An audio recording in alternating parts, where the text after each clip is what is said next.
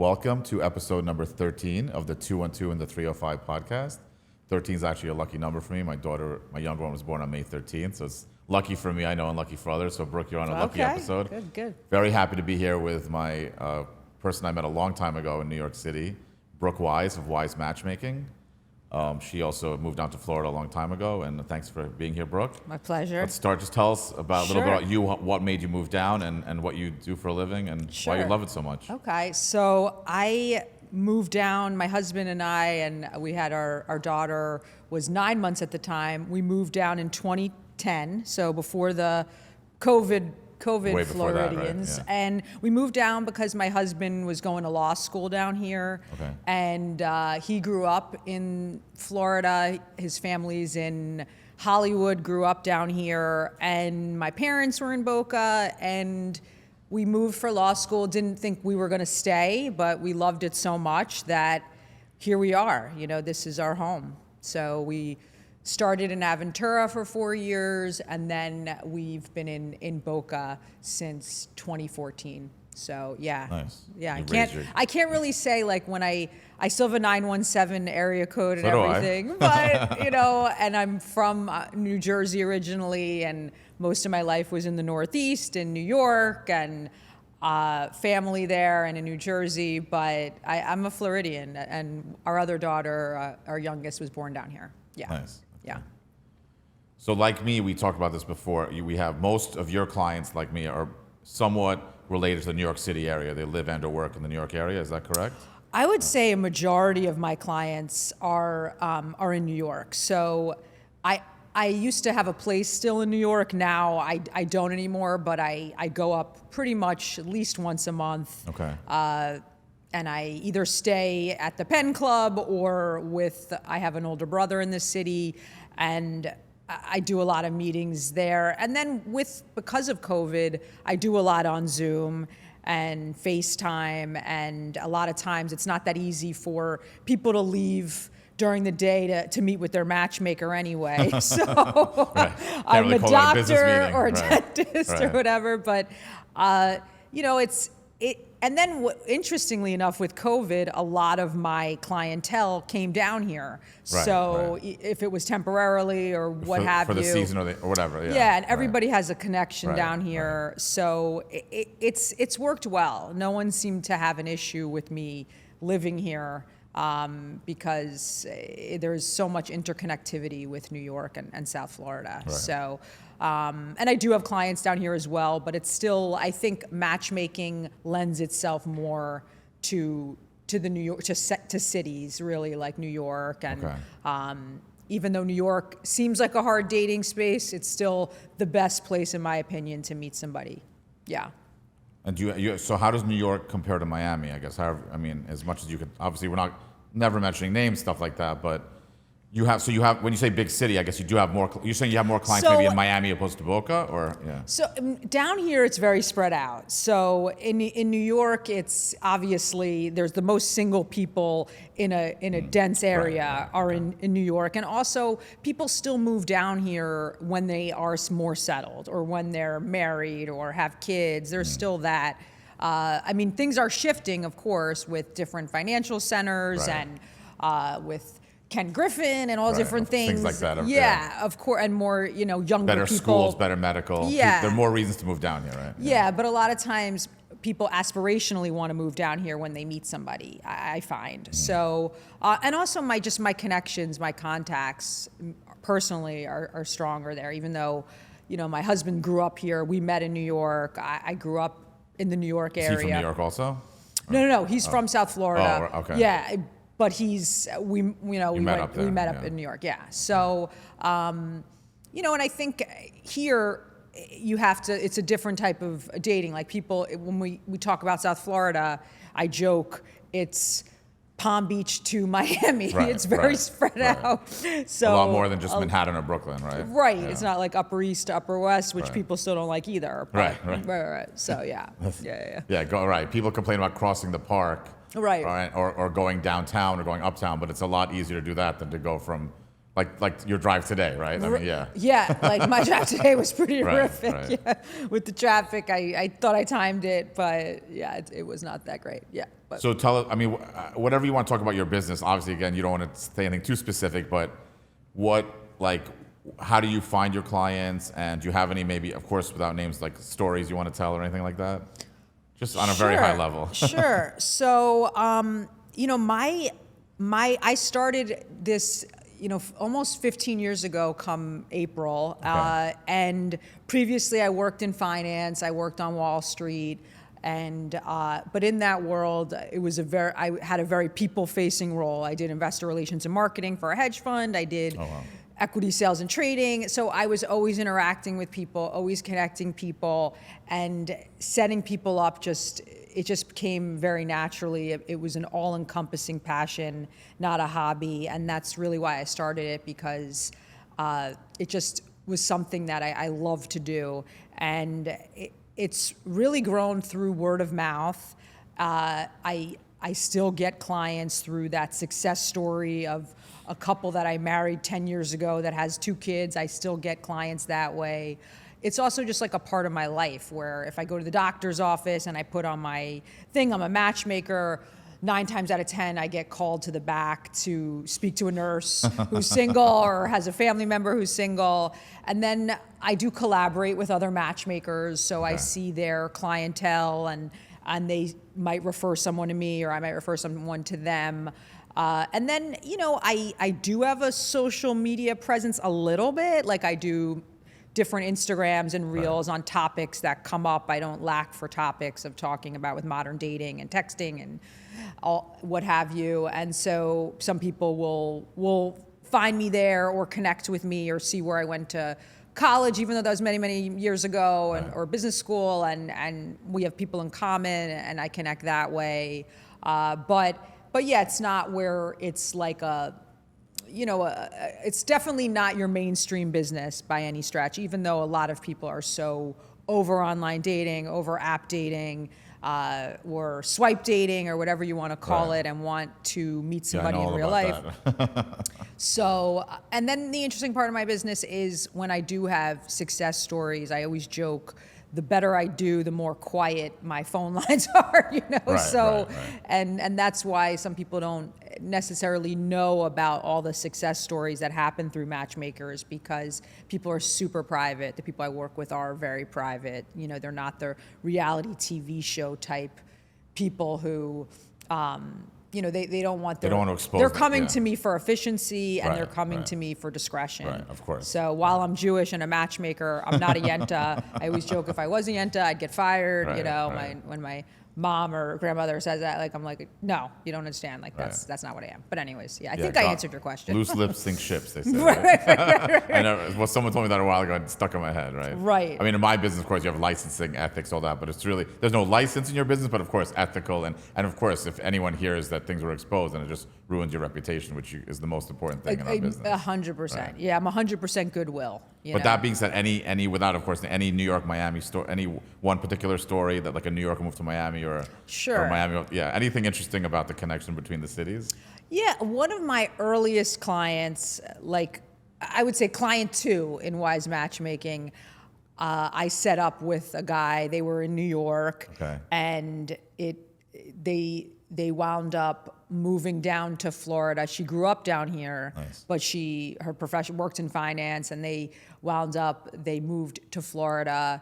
I don't know, how long, maybe 5 years ago, and they live in Fort Lauderdale, and they have kids now. They send their kids to the same school that my kids go to, and we're dear friends, and I give my hand-me-downs from my daughters to her daughters. So I do have a affinity for that story, because she's one of my closest friends, and now she's in Florida, but a New York love story, but. So she had hired you when she was living in New York? Yes, yes. So she hired me when she was living in New York, New York guy, and they are happily living in Fort Lauderdale with 2 kids. Similar to how you and your husband met in a way, similar story, I guess. You guys met in New York, moved down here. That's cool. Yeah, nice. But she does have Florida roots. Like, she did grow up here, was born here, but went to an Ivy League school, went to business school, worked in New York, and then I introduced her to a guy in New York, and then they moved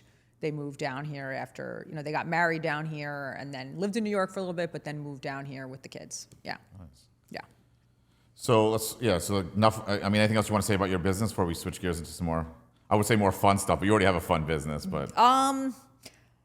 I guess I would say that, do you have like a team, or is it really just, or like how does that work? Like when people want to reach out, is it really just Instagram, your website, or? Yeah, I mean, I'm easy to get a hold of. You Okay. can reach me through Brooke at Wise Matchmaking. I love when people go to my website, wisematchmaking.com, and Okay. fill out a profile. And then I reach out and we do either a phone conversation or a FaceTime, or we meet. And or they can check me out on Instagram at Wise Matchmaking, send me a message there. I always joke, whereas there's some game playing and dating, and people take a few days to get back to. Right. I don't take a long time to get back to people. You're a business person like I am. Right. It's a I'm lot- responsive. Yeah, you got to be responsive, especially responsive. these days. Like, a few minutes here or there, and someone's already speaking to someone else, or right? Yeah, So- yeah. And I don't take it for granted when people share their personal stories with me and fill out a profile Right. online. When I first started, I was a bit overwhelmed with that, and I didn't contact everyone right away. And it's a very sensitive thing. People pour their heart out. Right, I try to be very responsive and They pour their heart out sometimes on the online forum. yeah, as they opposed do. Oh, really? Yeah, they do Interesting. Okay. share a lot about themselves, which is helpful. It is Yeah. a private. It's not when they sign up. You're not on a website. You're Right, not on right, an right, app. It's right. only viewable to me. Right. Yeah. So, Cool. but I think that matchmaking, either if you're a client or in a network, is a great way to meet somebody, because I always marvel at the fact that I do this 24/7, 365 days a year, and every time I get a success story, it's amazing to me because it's so hard. So I always think about, if I was single, working and trying to have a full life and Right. and doing this, how daunting it could be. And people are lonelier than ever. It's just I feel like, With all the technology, right? yeah, all the connectivity makes people more lonely. Right. So people just crave for that interaction to meet someone in the flesh, and that's what I try to do. I try to make, bring people together and have them meet in real life. Yeah. Great. So tell us your favorite places to hang out. And by the way, I also, just so you know, just so I don't look like a stalker, I recently joined the Pen Club. Haven't told you that yet. Oh, Mainly okay. to have a place to stay at a reasonable rate in New York when I'm there. Sometimes. Great. No, I my love parents it. have a home, but sometimes I always want my own privacy, and hotels have gone insane now in these big Insane. cities. Insane. So I just joined. I haven't actually stayed there yet, but it's very probably nice. stay there pretty soon. It's And nice. they're renovating the rooms and stuff like that. So I know that's one of the places you hang out, which I'll see you at soon. But what else are your favorite? I mean, spots? I do meetings there. I will say sometimes it's a little stuffy for what the subjects I'm talking about. But okay. But no, I like it there a lot. It's the same people work there anyways. But in terms of, I'm a big, where I recommend places for people to go on dates.